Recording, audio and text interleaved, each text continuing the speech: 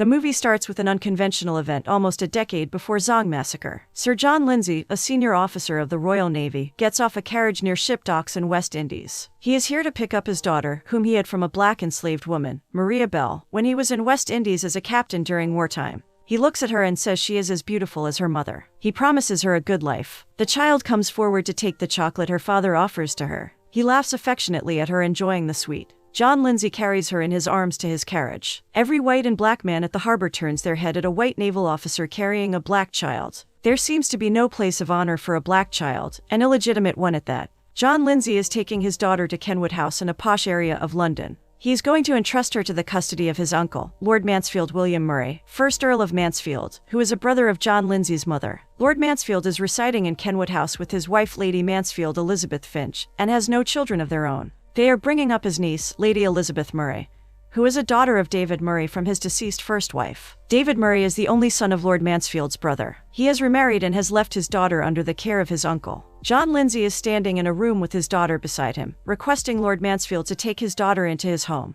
Lady Mansfield says it isn't an appropriate thing to do. John argues that she is his daughter, and hence can be accepted as a part of the family. Everybody is nothing but repulsed at the idea of it. There is only one reason not to take in the little girl, and that's because she's black. John pleads again, saying he must leave the country for his next expedition, and he wants his daughter to be in safe hands while he is away. Lord Mansfield reminds John that he is Lord Chief Justice of the King's Bench, and of all families, an aristocratic family like Murray's can't have a black child under their roof. He calls her a mulatto, a derogatory term for a child of mixed race. Lady Mansfield's heart softens. She asks John what the girl's name is. John says it is Dido Elizabeth Bell Lindsay. He has named her Bell, after her deceased mother. Lord Mansfield isn't happy with John giving his family name to a mixed-race person. Lady Mansfield says they will call her Dido. He asks the housemaid, Mary, to give Dido something to eat. The shocked Mary tends to the order. John leaves, saying goodbye to Dido, and telling her that he loves her the way he loved her mother. Little Elizabeth Murray comes running after Dido and Mary. Elizabeth is inquisitive about Dido being black. Mary asks Elizabeth not to be annoying. She always speaks her mind like her father. Mary chases the naughty Elizabeth, who has teased her more. Belle, on her own in the hallway now, turns around to see a large portrait of a white man with a black boy. Lord Mansfield is passing by in the hallway. His gaze has mellowness for the little black girl. He offers to show her more of the portraits. He shows her his first, then goes on to show her the portrait of Sir David Murray, the father of Elizabeth. Lord Mansfield says, with indignation, that David Murray will be his successor. Lord Mansfield and Lady Mansfield are looking at their two nieces playing together without a care. But the racial discrimination has made the future unpredictable for one of them.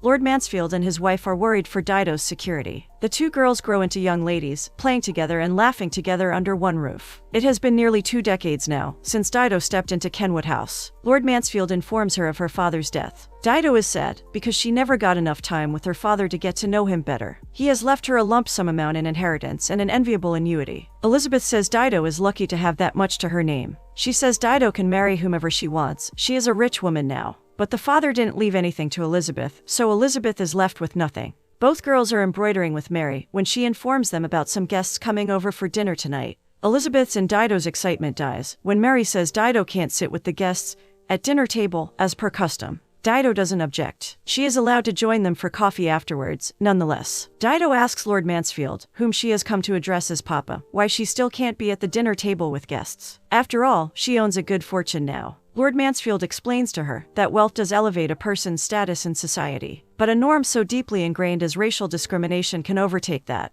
Elizabeth wants to dine with Dido instead of dining with such guests, but upon learning that the guests are fine young men, she is happy to join. Mary warns her not to speak in anything but English. Mary disapproves of French people and French language. The family is having dinner with the guests, Lady Ashford with his son James and Oliver. Lady Ashford mentions Zong massacre trial case, which Lord Mansfield is responsible for. She doesn't like the fact that he is taking so much time in giving the verdict for something as clear-cut as this case. Lord Mansfield argues that it isn't that simple, since law needs scrutiny prior to being imposed. Lady Ashford's tone is full of aversion when she refers to how the 130 jettisoned as dead cargo gave rise to the conflict. Lord Mansfield thinks the actual problem isn't that. To him, it is to keep England's commercial laws intact for the economy of its people. Meanwhile, Dido is strolling in the garden when she is startled by approaching steps behind her. She runs inside to warn a house servant of a suspected rustler near the house. The servant opens the main door, and the suspect turns out to be a gentleman who introduces himself as John Davenier. He apologizes to Dido for disturbing her like that,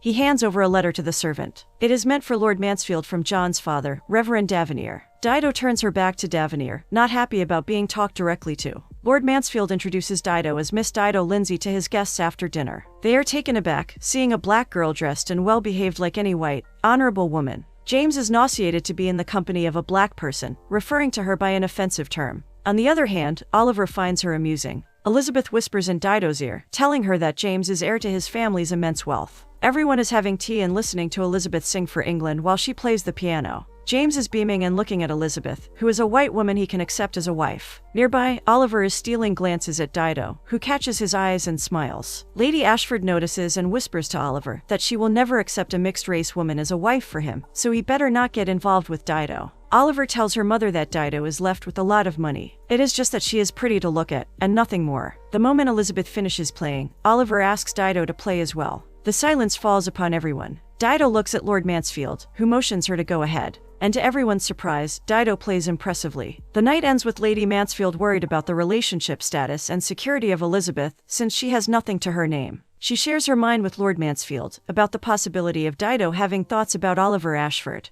Lord Mansfield says Dido shouldn't harbor such ideas, as it is up to the Ashfords to decide first. The following day, a portrayer has come to paint Elizabeth and Dido together in one portrait. Elizabeth is thrilled, but Dido is exasperated. She believes the portrayer may not be up to painting a black woman, not to mention in the same portrait as a white lady. She barges into Lord Mansfield's study to complain about it, and finds him in the company of John Davenir. Lord Mansfield says the portrayer shouldn't have any problem with painting Dido if he is getting paid for it. Davenir pitches in, saying that a lady should be happy with getting painted. Dido taunts him for not being so much of a gentleman the other night. Davenir calls her behavior childlike. Lord Mansfield breaks the heated bickering of the two young people, and asks Dido to take some books to the library. He shifts his attention back to Davenir, to test him with some questions about the law. Davenir mentions song, saying the law should provide certainty. He aspires to make laws one day for the betterment of the world. But Davenir doesn't have the money or high social status needed for a suitable education. He is here to request Lord Mansfield to let him do an apprenticeship under his supervision. Lord Mansfield isn't convinced yet.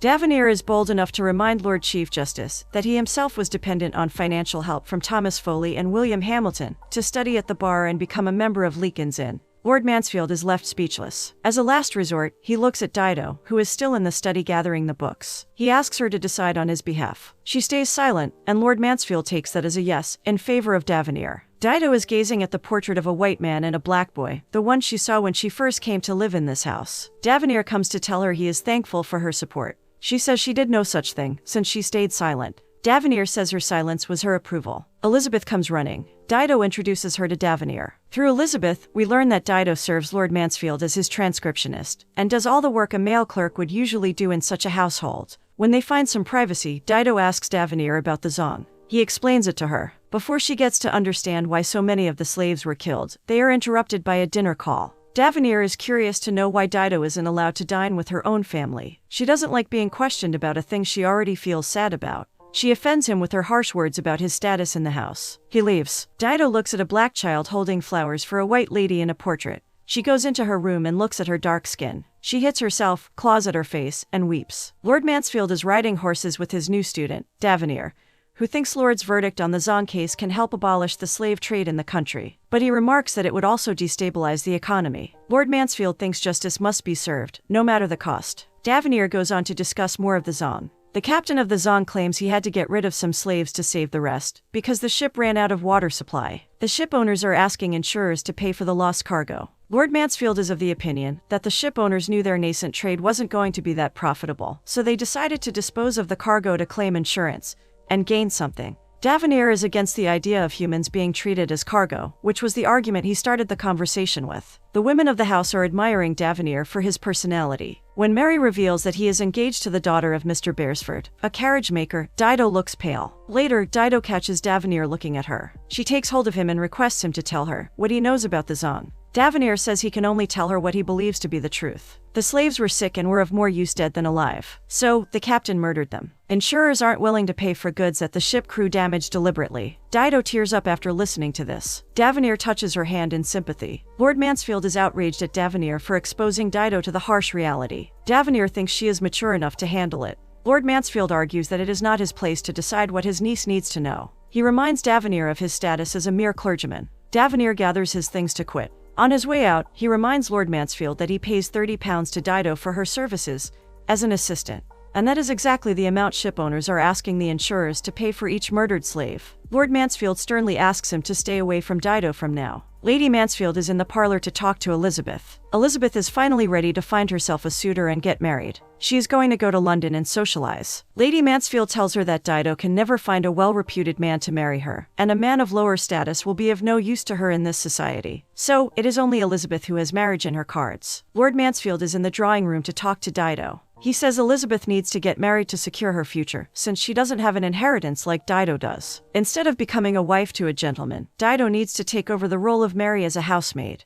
Dido is in tears. Elizabeth hugs Dido and says she is sorry. The girls are in a carriage headed to London. Mary and Lady Mansfield are with them. Elizabeth wonders if she is going to meet James Ashford somewhere. She thinks she might fall in love with him. Dido thinks love can drive a person to poverty and heartache. Elizabeth finds Dido fortunate for not needing a husband and his fortune. Elizabeth thinks that being a woman, especially a married woman, is limiting. She feels like men own them. At a place they are staying in London, there is a black maid, Mabel. Dido tries not to make eye contact with her. Mabel offers to help her comb her hair when Dido is fidgeting with her curls. The Mansfield ladies go to Ashford's. Elizabeth and James look happy spending time together. Lord Ashford finds his son Oliver keenly observing Dido. Lord Ashford thinks the delayed decision of Lord Mansfield about the Zong case might be because of his inclination towards the mixed-race lady he is rearing in his own house. Oliver goes up to Dido to ask if she is okay with having a walk with him. James disapproves of him, but upon the intervention of Elizabeth, he steps back. Dido accepts Oliver's offer. Elizabeth confesses her feelings to James and is afraid that he will not honor them. He says he will remain a gentleman to her. Lady Ashford gives a notion to Lady Mansfield that they are going to get their children married to each other. Oliver expresses his feelings for Dido, saying he doesn't have any problem with her mother being a black slave. He adds that her maternal ancestry will not matter, once his privileged name will become part of hers. Dido seems unconvinced, hurt, and lost. Oliver touches her face. Her eyes meet the unexpected eyes of John Davenir. She slips away from Oliver sneakily and meets Davenir. She is apologetic for being the reason behind him losing his tutelage. They talk about the Zong. Davenir says he and many other law students are working to prevent insurers from paying the ship owners. Dido says such an act needs a change in the law. She thinks it is such an insult to humanity that a law exists which entails human lives being considered cargo. They look forlorn when they bid farewell, and Elizabeth sees them together. Lady Ashford and James are nothing but dejected to learn that Elizabeth Murray isn't going to inherit anything from Kenwood. She certainly isn't going to get any from her father, either. James Ashford, the eldest son and heir to his father's property, needs more wealth to have a political career. Oliver laughs at his disappointed brother and mother. Lady Ashford finds Dido to be a suitable wife for Oliver. Oliver has good family background, but not fortune, which Dido can bring in for him. Mabel is serving the Mansfields their breakfast. She smiles at Dido, who smiles back. Dido is edgy today, ready to burst any time. She asks Lord Mansfield about the status of Mabel. She then brings up the topic of the Zong. Lord Mansfield says she is talking like Davenir. Lady Mansfield asks them to stop arguing about such a topic at breakfast. Dido excuses herself and leaves. Lord Ashford has 2 reasons to see Lord Mansfield. He wants to know if having Dido as family is going to influence the Zong case from Lord Chief Justice's side.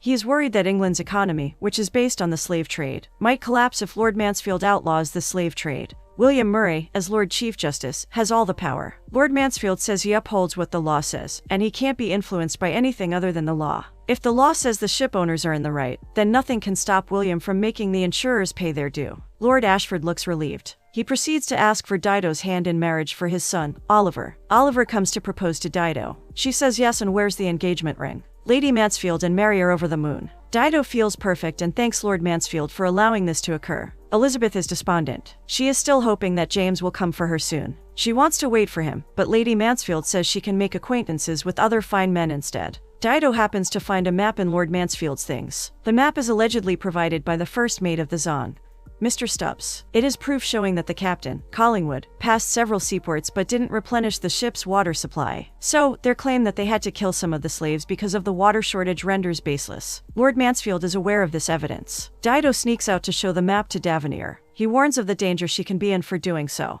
Dido wants Davenir to go public with these hidden facts. Amid the conversation, Dido talks about her parents. She feels that women and black people are the same, in their dependence on husbands and masters, respectively. When Davenir praises her, she breaks it to him that she is marrying Oliver Ashford. She explains that it will give her a respectable name. Davenir thinks she doesn't have to marry someone for that reason. but she says she'd rather go for a man who isn't after her wealth. Dido and Elizabeth have a light argument about what love is. Elizabeth thinks she is in love. Dido says she isn't. Dido says a man shouldn't just be a suitable suitor, but someone you can remain genuine with. They are at a social gathering. Lady Ashford is bold enough to ask Dido when she is going to receive her inheritance. Lady Mansfield is husband hunting for Elizabeth. People seem to find the hopeless endeavor of the Mansfields amusing, and they joke about it. To Elizabeth's delight, Mr. Vaughan, a young man with good prospects, seems interested in getting to know her. Meanwhile, Dido wanders a bit farther from the crowd. James is there already. He accuses her of trapping Oliver. He goes on to utter demeaning words about Elizabeth. Dido disapproves of his manners and his choice of words. Oliver grabs her by arm, mishandles her, and touches her inappropriately. He does so with impunity. Dido is humiliated and in shock.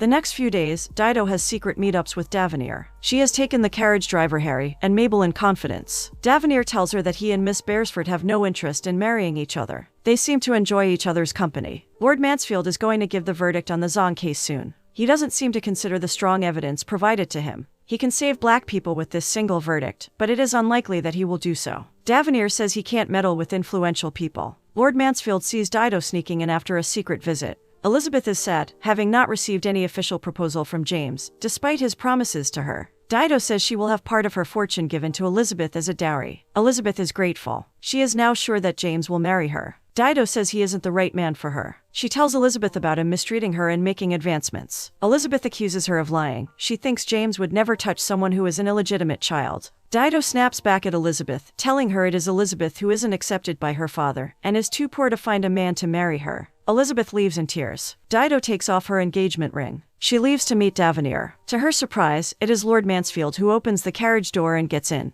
He chides Dido for going for a man with no rank, a man who might bring shame to her and her reputation. Davenir can't take this insult. He is displeased at Lord Mansfield for assuming the worst of him, only because he is of lower social status. He asks Lord Mansfield to start valuing human beings for being human beings. All humans, no matter their status, have the same feelings and hearts. Lord Mansfield reminds Davenir of his fiancée. Davenir clarifies that it is not him who chose his fiancée, but his aunt, who believes in wealth and ranks as Lord Mansfield does. Davenir shouts at the top of his lungs that he loves Dido. He confesses so, with utter sincerity. Lord Mansfield has nothing but hate for Davenir, who is not only enticing his niece against the law, but also running a campaign against it. Lady Mansfield is listening to him vent his anger. She reminds him that he once was like Davenir, wanting to change the world for the better. She tells him that he has the power to change the law, and Davenir is merely fighting to break a law that he finds unfair. Lady Mansfield understands the love a woman needs from the man she marries. She understands what Dido sees in Davenir. Lord Mansfield says he loves Dido as if she was his own,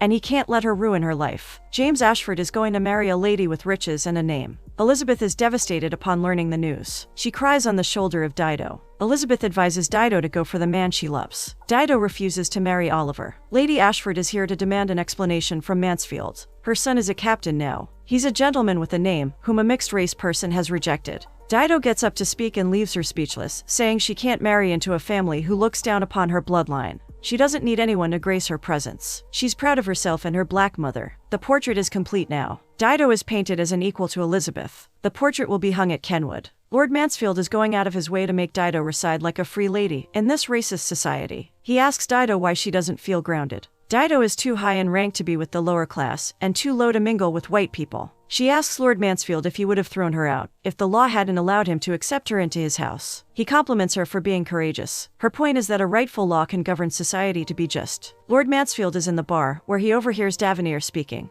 His fight is for humanity, not for the economy. He is fighting against the law that disrupts morality and allows crime to propagate, without fear of consequences. On his way out, Lord Mansfield asks Davenir why he cares so much about this. Davenir requests him to make the world a better place for Dido, through his wise judgment in court. Today is the day of ruling in the Supreme Court. Davenir is there, and Dido manages to get there. Back at home, Elizabeth is meeting Mr. Vaughan, and it looks promising. Lord Mansfield takes his seat. He states that the evidence speaks of the crew of the ship jettisoning the slaves to benefit from the insurance money. Hence, according to the law, the insurers aren't supposed to compensate the ship owners. He adds that it is not only according to the law of England, but also according to the law of morality. To the delight of Davenir and Dido, Lord Mansfield goes on to condemn the slave trade in front of the entire court. The overjoyed Dido runs to hug Davenir. She is holding his hand in front of Lord Mansfield, as she professes her love for Davenir. Lord Mansfield praises Davenir for his determination. He promises to help him get into Lincoln's Inn. He is even willing to have him back under his tutelage. The movie wraps up with Dido and Davenir sharing a sweet intimate moment, truly in love. Their acceptance of each other is above any class or racial discrimination. They embrace each other for whoever they are. One of them is black, and the other one is of low rank. Does that matter anymore? No, what matters is their love.